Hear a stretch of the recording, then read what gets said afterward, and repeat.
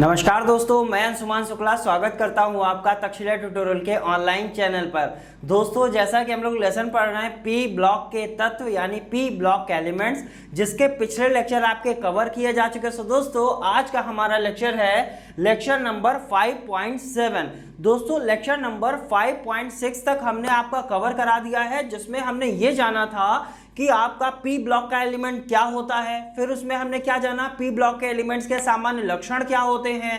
फिर हमने ये जाना कि सर नाइट्रोजन कैसे बनाई जाती है, नाइट्रिक अम्ल कैसे बनाई जाती है, इसको हमने जानने की कोशिश करी। और उसके बाद हमने ये भी जाना हुआ था वहां पर कि अमोनिया को कैसे बनाया जाएगा। अमोनिया को बनाने की हमने बताया था आपको, और फिर रिपीट कर रहे हैं, हैबर विधि के द्वारा अमोनिया का बनाना और ओस्टवाल्ड विधि के द्वारा नाइट्रिक अम्ल का बनाना बहुत ही ज्यादा इंपॉर्टेंट क्वेश्चन है, और ये क्वेश्चन कई बार पेपर में आए हुए हैं। सो दोस्तों, इन क्वेश्चंस को आप अच्छे से तैयार करेंगे, इनकी विधि अच्छे से तैयार करेंगे, इनके फिगर को अच्छे से देखेंगे, इन सारी चीजों को आप अच्छे से देखते रहेंगे। सो दोस्तों, बढ़ते हैं आगे की तरफ और इसी क्रम को आगे बढ़ाते हैं और आज का लेक्चर स्टार्ट करते हैं। जैसा कि हमने लास्ट लेक्चर में भी बात किया हुआ था आपसे कि हम आपको क्या बताएंगे, सुधूम्र नाइट्रिक अम्ल के बारे में बताएंगे, और आपसे एक पॉइंट और बताया था एक्वारेजिया के बारे में बताना है। सो दोस्तों, वो एक्वारेजिया क्या होती है इसका भी डिस्कशन आज के लेक्चर में ही होगा। आइए दोस्तों, लिखते हैं एक्वारेजिया और देखते हैं एक्वारेजिया क्या होती है। दोस्तों, जैसा कि लास्ट लेक्चर में आपसे डिस्कस किया गया था एक्वारेजिया यानी अम्लराज के बारे में। अम्लराज के बारे में हमने बताया था आपको अम्लराज के बारे में पढ़ना है, एक्वारेजिया क्या होती है इसको देखना है, आपको सुधूम्र नाइट्रिक अम्ल के बारे में देखना है। ये सारे क्वेश्चन एक एक नंबर के आते हैं, लेकिन ये क्वेश्चंस इंपॉर्टेंट है। सो दोस्तों, एक्वारेजिया को ही हम लोग क्या कहते हैं, अम्लराज कहते हैं। ध्यान रखिएगा, एक्वारेजिया को ही क्या कहा जाता है, अम्लराज। अब बात करते हैं सर ये अम्लराज या एक्वारेजिया एक्चुअल में होता क्या है या कैसे बनता। तो लिखा गया है 1 भाग नाइट्रिक अम्ल। कितना भाग, 1 भाग नाइट्रिक अम्ल होना चाहिए, और क्या होना चाहिए, 3 भाग क्या होना चाहिए, हाइड्रोक्लोरिक अम्ल होना चाहिए। ठीक है, हमने इसको अंडरलाइन कर लिया। क्या चाहिए हमको, 1 भाग क्या चाहिए, नाइट्रिक अम्ल चाहिए, और 3 भाग हमको क्या चाहिए, हाइड्रोक्लोरिक अम्ल चाहिए।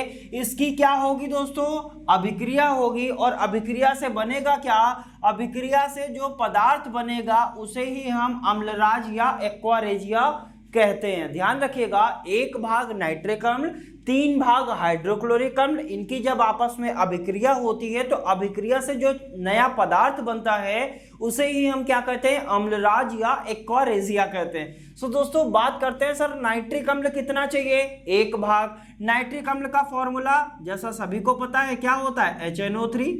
ठीक है, कितना भाग चाहिए था, 1 भाग। चलिए हम यहां पर 1 लिख देते हैं, यानी 1 HNO3 चाहिए हमको, और 3 भाग हमको क्या चाहिए, हाइड्रोक्लोरिक अम्ल चाहिए। और हाइड्रोक्लोरिक एसिड का फॉर्मूला क्या होता है, HCl होता है। तो हमको क्या पता है सर, HCl कितने भाग चाहिए, 3 भाग HCl चाहिए, यानी 1 भाग नाइट्रिक अम्ल ले लिया, 3 भाग हाइड्रोक्लोरिक अम्ल ले लिया।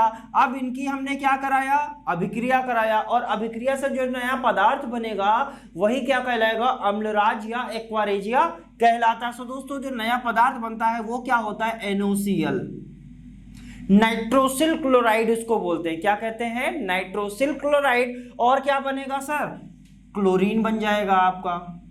क्या बन जाएगा, क्लोरीन बन जाएगा, और यहां से आपका बाहर क्या हो जाएगा, 2 टाइम्स ऑफ H2O बाहर हो जाएगा। ये क्या बना है, इसे बोलते हैं नाइट्रोसिल क्लोराइड। यहां से आपको क्या समझ में आया है, सिंपल से बात है, आप ये रिएक्शन ध्यान रखिए या आप ये कोटेशन ध्यान रखिए, और आप 1 नंबर का एक्वारेजिया या अम्लराज को आसानी से कर सकते हैं। जैसा 1 नंबर का सुधूम्र नाइट्रिक अम्ल के बारे में आता है, उसके बारे में हमने आपको बता दिया। एक्वारेजिया या अम्लराज के बारे में क्या बताया गया, 1 भाग नाइट्रिक अम्ल चाहिए और 3 भाग हाइड्रोक्लोरिक अम्ल चाहिए। जब इनकी क्या होगी, अभिक्रिया होगी, अभिक्रिया से जो नया पदार्थ बनेगा वो क्या कहलाएगा, एक्वारेजिया या अम्लराज कहलाता है। और दोस्तों, ये पदार्थ जो बनता है उसको क्या बोलते हैं, NOCl यानी नाइट्रोसिल क्लोराइड। ये क्या है सर, क्लोरीन है, और ये क्या है, वेल नोन है, सबको पता है, इसे क्या कहते हैं, वाटर कहते हैं। तो दोस्तों, उम्मीद करते हैं एक्वारेजिया या अम्लराज क्या होता है आपको अच्छे से समझ में आ गया होगा। अब बढ़ते हैं दोस्तों आगे की तरफ।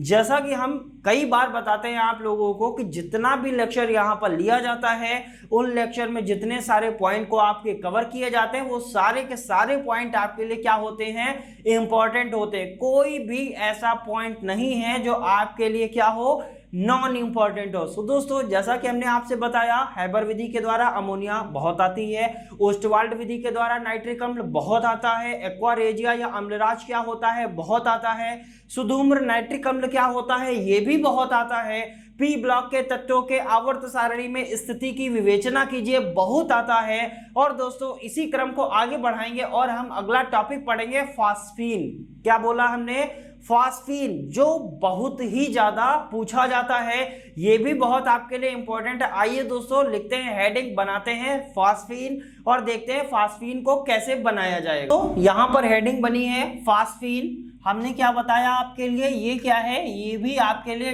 वेरी इंपॉर्टेंट टॉपिक है, ध्यान रखिएगा। फास्फीन कई बार आया हुआ, आप अनसॉल्व पलटेंगे तो वहां पर आप देखेंगे कि फास्फीन क्वेश्चंस कई बार पूछे गए। सो दोस्तों, बात करते हैं फास्फीन का फॉर्मूला क्या होता है। इसको बोलते हैं PH3। क्या बोलते हैं, PH3। PH3 इसका क्या होता है, फॉर्मूला होता है। अब बात करते हैं, सर ये जो फास्फीन है ये बनेगी कैसे और ये कहाँ पाई जाती है, इन सारी चीजों का भी डिस्कशन हम इसी लेक्चर में करेंगे। सो दोस्तों, सिंपल सी बात है, फास्फीन कैसे बनेगी, फास्फोरस से बनेगी। यहां पर क्या लिखते हैं, सफेद फास्फोरस की सोडियम हाइड्रोक्साइड के जलीय विलयन के साथ अभिक्रिया द्वारा फास्फीन बनती है।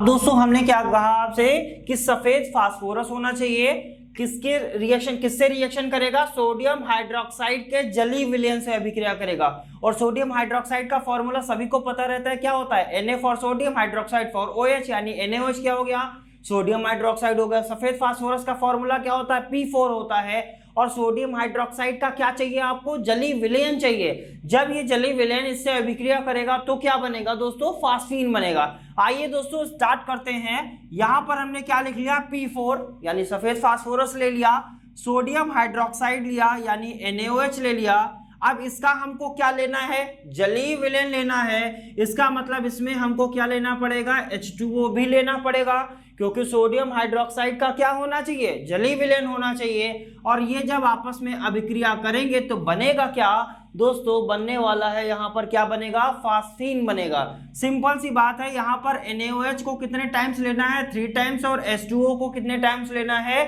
3 टाइम्स। और यहाँ आपको बन के क्या मिलेगा सर, यहाँ पर मिलेगा आपको फास्फीन मिल जाएगा। और भी आपको कुछ मिलने वाला है, वो यहाँ पर क्या मिलेगा आपको 3 टाइम्स ऑफ NaH2PO2। क्या लिखा गया है, 3 टाइम्स ऑफ NaH2PO2, यानी इसको हम बोलते हैं सोडियम हाइपोफॉस्फेट। क्या बोलते हैं, सोडियम हाइपोफॉस्फेट बोलते हैं। तो दोस्तों, वहां पर हमने क्या लिख लिया है, सोडियम हाइपोफॉस्फेट। सिंपल सी रिएक्शन थी, फास्फीन कैसे बनेगी, इसकी बनाने की विधि हमने क्या देखा, सर सफेद फास्फोरस लेना है, P4 फॉर क्या है, ये हो गया आपका सफेद फास्फोरस हो गया। सफेद फास्फोरस किससे रिएक्शन करेगा, सोडियम हाइड्रोक्साइड के जलीय विलयन से अभिक्रिया करेगा। जब ये जलीय विलयन से अभिक्रिया करता है तो आपको क्या बना के देगा सर, फास्फीन देगा। और यहां पर क्या लिखा हुआ है, सोडियम हाइपोफॉस्फेट देता है। अब दोस्तों, यहां से हमने ये तो देख लिया कि सफेद फास्फोरस होना चाहिए, NaOH का जलीय विलयन होना चाहिए, फास्फीन बन जाएगी। अब दोस्तों, इसको फिगर के माध्यम से कैसे बनाएंगे, फास्फीन को कैसे बनाया जाएगा, कैसे हमको फास्फीन मिलेगी, किस रूप में मिलेगी, इसको भी हम देखते हैं। दोस्तों, बनाते हैं फिगर और देखते हैं फास्फीन को कैसे प्राप्त किया जाएगा। दोस्तों, फास्फीन के लिए क्या बनाएंगे, क्योंकि हमको फास्फीन प्राप्त करनी है तो सबसे पहले यहां पर हमने क्या कर लिया, एक फ्लास्क बना लिया। तो थोड़ा सा अच्छा सा फिगर बनाएंगे ताकि आपको अच्छे से चीजें समझ में आती रहे। चलिए, हमने यहां पर क्या कर लिया, एक फ्लास्क बना लिया है। अगर हल्का सा तिरछा लगे तो उसको आप अपने आसानी से जब बनाएंगे घर पे बैठ के तो अच्छे से बना सकते हैं चीजों को। हमने यहाँ पर क्या किया गया है, एक फ्लास्क बना लिया है। अब दोस्तों, इसको क्या करेंगे, ऊपर से यहाँ पर क्या कर देंगे, इस पर कार्क लगा देंगे। कार्क का मतलब समझते हैं, ठीक है। यहाँ पर हमने कार्क के द्वारा इसको क्या कर दिया, इसको बंद कर दिया। ये एक फ्लास्क लिया है। अब इसमें हम क्या करेंगे, इसमें हम कोल गैस प्रवाहित करेंगे। दोस्तों, कोल गैस कुछ इस तरीके से नली बनाएंगे उसकी, यहां पर हमने बना लिया है। अब क्या करेंगे, एक फ्लास्क पहले बनाया, फ्लास्क में एक कार्क लगा दिया। अब इसमें हमने क्या किया, यहां से कोल गैस प्रवाहित किया, कोल गैस। ठीक है, अब ये कोल गैस करेगी क्या, ये कोल गैस जब इस फ्लास्क के अंदर जाएगी तो यहां पर एक अक्रिय वातावरण उत्पन्न कर देगी। अब ये अक्रिय वातावरण कैसे उत्पन्न होगा, जितनी भी अंदर इसके गैस है या जितनी भी इसके अंदर वायु है उसको क्या कर देगी, उसको बाहर कर देगी और यहां पर एक तरीके से वैक्यूम क्रिएट हो जाएगा। फ्लास्क को ज्यादा ही अच्छा लग रहा है देखने के लिए, तो इसको थोड़ा सा अच्छा कर लेते हैं, ठीक लग रहा है। तो कोल गैस क्या करेगी, जब इस फ्लास्क के अंदर जाएगी तो इसमें वायु की अनुपस्थिति कर देगी, यानी यहां पर जितनी भी वायु है उसकी मात्रा बाहर हो जाएगी और यहां पर क्या हो जाएगा, वैक्यूम क्रिएट हो जाएगा, या आप क्या कह सकते हैं, यहां पर एक अक्रिय वातावरण उत्पन्न हो जाएगा। अब दोस्तों हमको करना क्या है, हमको क्या लेना था, सोडियम हाइड्रोक्साइड का जलीय विलयन लेना था। चलिए ये हमने एक जलीय विलयन ले लिया। यहां पर क्या ले सकते हैं सर, जलीय विलयन है ये किसका, NaOH का। ठीक है, हमने क्या किया, सोडियम हाइड्रोक्साइड का जलीय विलयन लिया। और क्या लिया जाता है दोस्तों, सभी को पता है, यहां पर इस तरीके से आप क्या दिखा सकते हैं, ये हमने यहां पर क्या ले लिया, सफेद फास्फोरस ले लिया, यही तो किया था, यहां पर हमने ले लिया सफेद फास्फोरस। अब दोस्तों क्या होगा, अब क्या ये डायरेक्ट रिएक्शन करने लगेगा, तो आपका आंसर क्या होगा, सर ये डायरेक्ट रिएक्शन नहीं करेगा। रिएक्शन कराने के लिए इस फ्लास्क को हमको कहाँ रखना पड़ेगा, किसी बेस पे रखना पड़ेगा, ये हवा में तो टांगा नहीं जाएगा। तो इसको एक स्टैंड पे रखते हैं और स्टैंड पे रखने के बाद इसको क्या करते हैं, नीचे से क्या लगाएंगे, इसके बर्नर लगाएंगे। और बर्नर क्या करता है दोस्तों, जैसा सभी को पता रहता है, बर्नर की सहायता से इसको हम क्या करेंगे, इस फ्लास्क को पहले हम धीरे धीरे गर्म करेंगे, उसके बाद इसको तेजी से गर्म करेंगे। अब इसको हम क्या कर रहे हैं दोस्तों, इस फ्लास्क को हमने क्या किया, बर्नर की सहायता से इसको गर्म करना शुरू किया। चलिए बर्नर थोड़ा सा अच्छा बना लेते हैं। तो दोस्तों ये बर्नर बना लिया है, ये इसकी नॉब बना देते हैं और यहाँ पर बर्नर को कुछ इस तरीके से दिखा देते हैं। सो दोस्तों हमने क्या किया, बर्नर की सहायता से पहले एक फ्लास्क लिया गया, फ्लास्क में कोल गैस प्रवाहित करी गई, जिससे इसके अंदर क्या हो गया, अक्रिय वातावरण उत्पन्न हो गया। फिर इसमें हमने क्या किया, इस फ्लास्क में हमने सफेद फास्फोरस लिया और जलीय विलयन किसका लिया, NaOH यानी सोडियम हाइड्रोक्साइड का लिया। जब ये जलीय विलयन लिया फिर हमने क्या किया, इस फ्लास्क को धीरे धीरे गर्म किया। जब हम धीरे धीरे गर्म करेंगे इसका मतलब इसके अंदर गैस बनेगी, और वो गैस कौन सी होगी सर, फास्फीन होगी। फास्फीन जब बनेगी तो वो निकलेगी कैसे, उसके निकलने के लिए हम क्या करेंगे, यहाँ से एक नली लगाते हैं। ठीक है, वो कांच की नली की सहायता से ऊपर से निकलेगी यहाँ से, और जाएगी कहाँ निकल के, सो दोस्तों निकल के जाएगी कहाँ, उसका भी एक माध्यम बना देते हैं कि आखिरकार ये जो फास्फीन होती है ये जाती कहाँ पर है। यहाँ से जो फास्फीन बनती है वो जाएगी कहाँ, वो इस नली की सहायता से कहाँ जाएगी, यहाँ पर एक बीकर रखा हुआ है नीचे, और बीकर में हमने लिया क्या है, यहाँ पर हमने क्या लिया है, जल लिया है। जल का मतलब क्या लिया है सर, H2O लिया है। क्या किया गया, यहाँ पर नली की सहायता से ये फास्फीन गैस जब इस जल में आती है और जल में इस नली की सहायता से जब बाहर निकलती है तो इस जल के ऊपरी सतह पर बुलबुले के रूप में क्या होने लगती है, निकलने लगती है। अब ये बुलबुले क्या होते हैं, ये बुलबुले जब ऊपर की सतह पर आएंगे तो वो किसके संपर्क में आएंगे सर, इस जल के ऊपर क्या होगी, वायु होगी। जब वो वायु के संपर्क में आते हैं तो एक छल्ला बना लेते हैं। क्या बना लेते हैं, एक धुआंधार छल्ला बना लेते हैं। इस छल्ले को भी हम लोग बना लेते हैं। यहाँ पर कैसे छल्ला बनेगा, सो कुछ इस तरीके से वो क्या करता है, जो फास्फीन गैस निकलती है वो कुछ इस तरीके से क्या करती है, छल्ला बना लेती है। अब ये क्या हुआ, ये क्या है, यही इसी को ही हम बोलते हैं फास्फीन, और ब्रैकेट में क्या लिख सकते हैं, छल्ला नुमा धुआं। उम्मीद करते हैं सारा प्रोसीजर आपको समझ में आ गया होगा। इस बीकर के लिए एक छोटा सा स्टैंड नीचे बना देते हैं ताकि ये बीकर भी हवा में नहीं लटकेगा। इसको भी अगर आप चाहें तो एक स्टैंड की सहायता से दिखा सकते हैं ताकि आपका ये बीकर क्या रहेगा, ये रुका हुआ रहेगा और आपको ऐसा नहीं लगेगा सर ने ये बीकर जो है ये हवा में लटका दिया। चलिए यहाँ पर एक छोटा सा स्टैंड बना देते हैं। यहाँ पर भी हमने एक स्टैंड बना दिया है। अब पूरा फिगर आप ध्यान से समझिएगा जरा। करना क्या है, इस तरीके से जब फास्फीन आएगी लिखने के लिए तो पहले आपको क्या करना पड़ेगा, पहले आप लैंग्वेज लिखेंगे। लैंग्वेज क्या लिखेंगे, सफेद फास्फोरस सोडियम हाइड्रोक्साइड के जलीय विलयन के साथ जब अभिक्रिया करता है तो क्या बनती है, फास्फीन बनती है। फिर क्या लिखेंगे, चित्र बनाएंगे फास्फीन का। इस प्रकार से आपको चित्र बनाना है। चित्र जब बनाएंगे तो उसकी विधि आप कैसे दिखाएंगे, तो आप इस चित्र के बाद नीचे क्या हेडिंग बनाएंगे, विधि की हेडिंग बनाएंगे कि आखिरकार ये जो चित्र बना है इसमें किस विधि के द्वारा आपका फास्फीन बना हुआ है। तो आप विधि क्या लिखेंगे, सर्वप्रथम एक फ्लास्क लेते हैं, उस फ्लास्क में कोल गैस प्रवाहित करते हैं। कोल गैस प्रवाहित करने से फ्लास्क के अंदर अक्रिय वातावरण उत्पन्न हो जाता है, यानी वायु क्या हो जाती है, वहां से अनुपस्थित हो जाती है।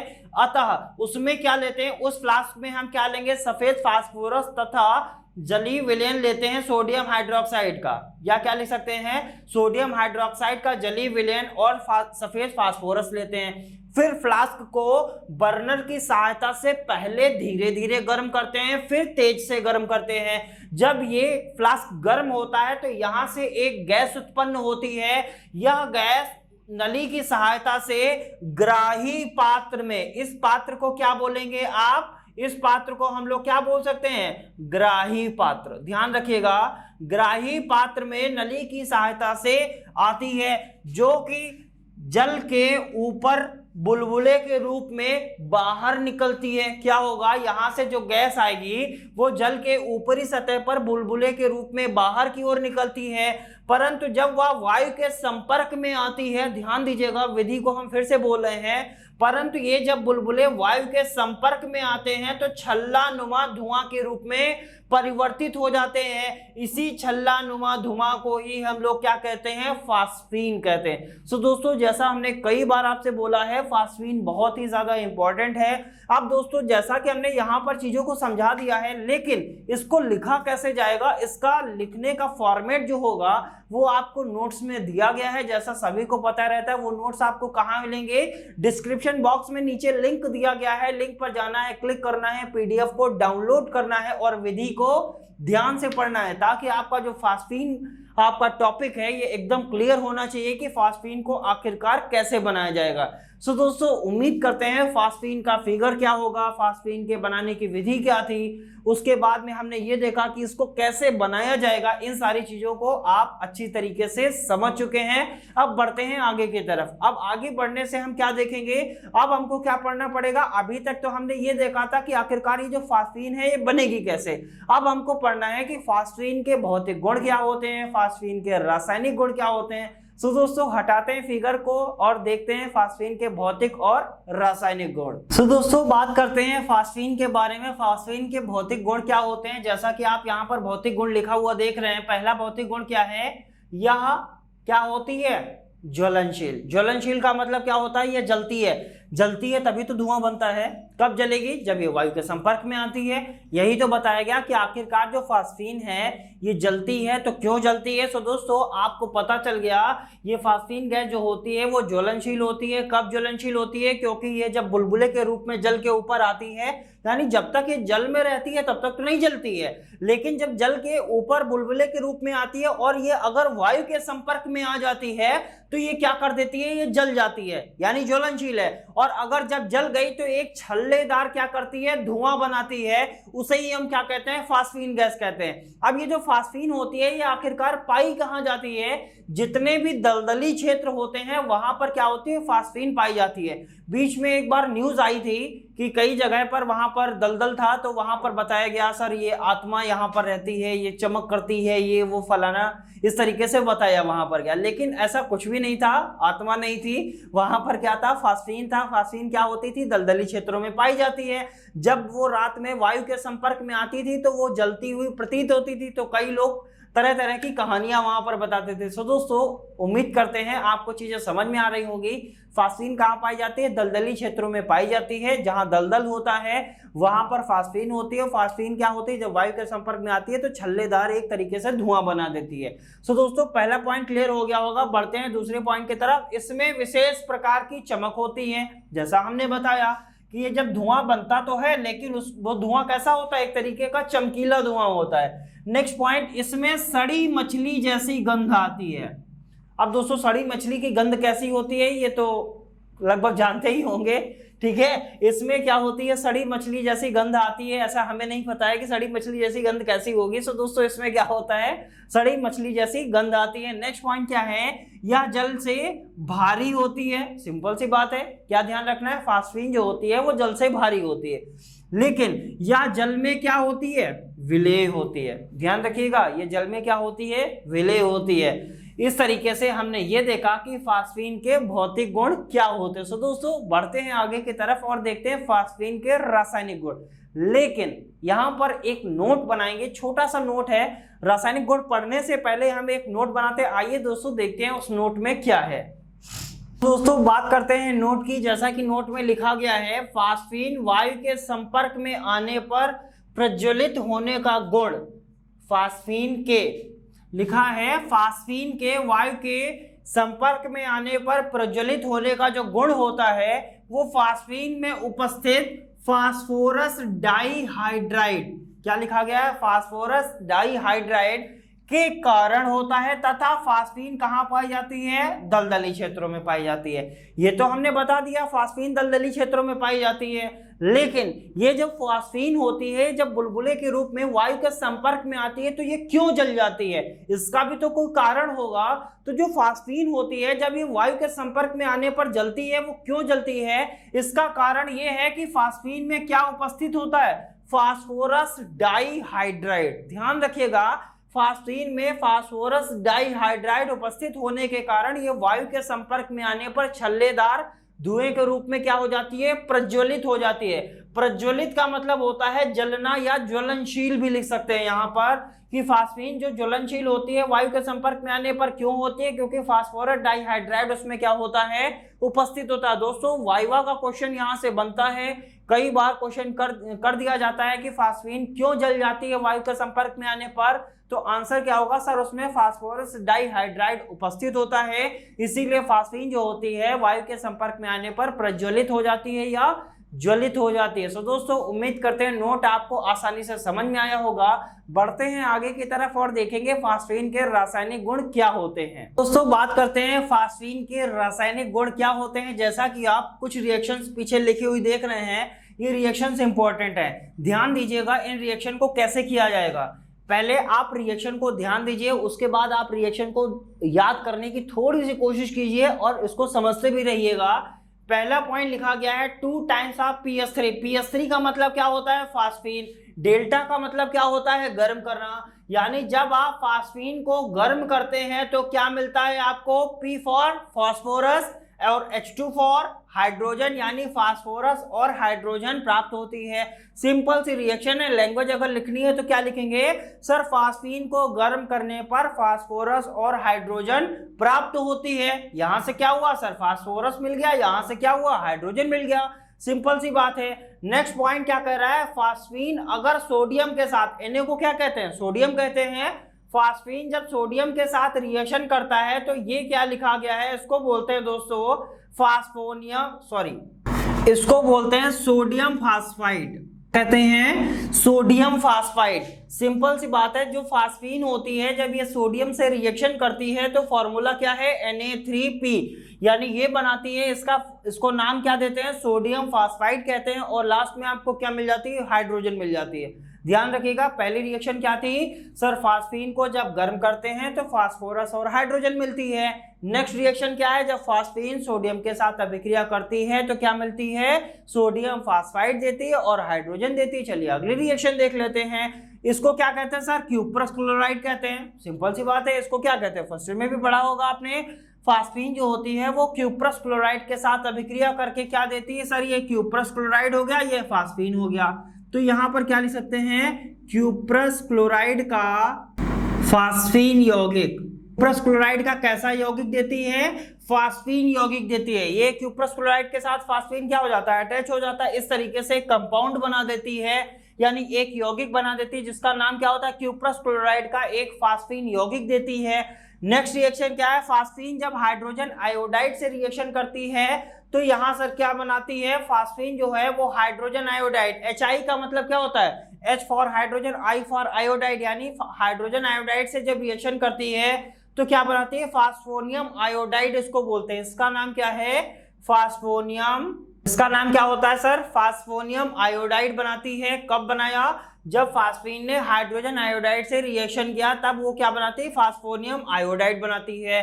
नेक्स्ट पॉइंट क्या है, जब फास्फीन ऑक्सीजन से रिएक्शन करती, किसके साथ रिएक्शन करा रहे हैं, ऑक्सीजन के साथ। जब फास्फीन ऑक्सीजन से रिएक्शन करती है तो इसका नाम क्या होगा, P2O5, सभी को पता है।